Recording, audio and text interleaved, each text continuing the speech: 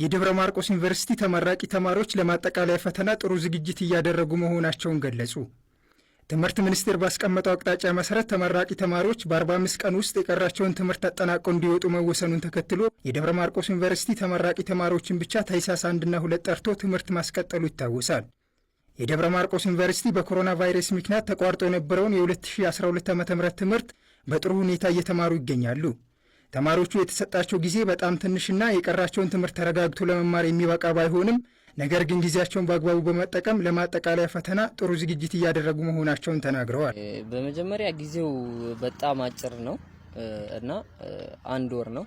ከዛችም አሁን 1 ሳምንት አሳልፈን ያው ቀሪ 3 ሳምንቱን እንዴት ማሳለፍ እንዳለብን ማወቁ ተገቢ ነው። አሳይመንቶች አሉ፣ ፈተና አለ፣ ሚድ ኤግዛም፣ ፋይናል ኤግዛም የምንለው ብዙ ፈተናዎች ሊኖሩብን ይችላሉ።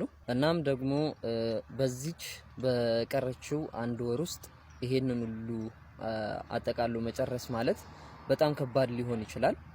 ነገር ግን ያው ከእረፍት ሰዓታችን ከምንተኛበት ሰዓት ቆርጠን የስራ ሰዓታችን በማድረግ በርትተን በማጥናትና ሞር በማንበብ ሪፈረንስ መጻፎችን ብዙ ነገሮችን በመጻፍና ደግሞ ፕሮፖዛልና ሪሰርቻችን በመስራት ጊዜውን በትክክለኛው ማሳለፍ እንችላለን።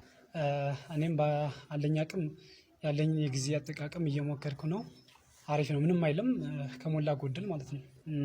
ጠዋት ክላስ ካለን ከሰዓት ደግሞ ላይብራሪ ነኝ፣ ማታም ላይብራሪ እሞክራለሁኝ። እስካሁን እግዚአብሔር ይመስገን ያው እጠቀማለሁኝ። አሪፍ ነው፣ ምንም አይልም ነው። ያለችን ጊዜ ትንሽ ናት። ብዙ ቻሌንጆች አሉ በዚህ ጊዜ እና እቺን ጊዜ ደግሞ ያለችውን ታይም በስነ ስርዓት ፕሮግራም አውጥተን እየተጠቀምን እንገኛለን። ጠዋት ያው ክላስ ካልን ከክላስ ከወጣን ከዛ ለማንበብ እንሞክራለን፣ ያው በታይሙ ማለት ነው።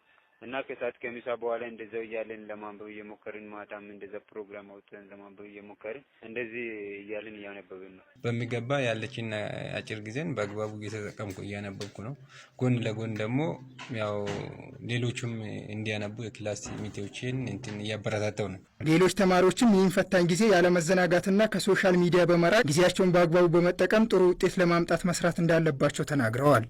ለሌሎች ደግሞ የማስተላልፈው መልእክት ተማሪዎች በዚህ ሰዓት በጣም ቢግ ኢሹ ከትምህርት የበለጠ ለተማሪዎች ቢግ ኢሹ እየሆነ ያለው ሶሻል ሚዲያ በተለይ ፌስቡክ፣ ቴሌግራም፣ ኢሞ ምናምን ኢንስታግራም ምናምን የምንላቸው ነገሮች ጫና እየፈጠሩባቸው ስለሆነ ይሄንን ነገር አቁመው ቢያንስ መተው ባይቻል ራሱ ማለት ነው እንዳይረበሹ የሆነ የተወሰነ በቀን 20 ደቂቃ በእረፍት ሰዓታቸው ያኛውን ራሱ በእረፍት ሰዓታቸው በቀን 20 ደቂቃ ተጠቅመው ወደ ማንበቡ ቢገቡ አሪፍ ነው እላለሁ።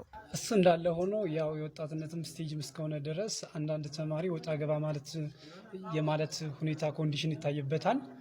ያም ደግሞ የተሰጠን ሰዓት አጭር ስለሆነ በአግባቡ እንዲያጠኑ ያለኝን ምክር እለግሳለሁ።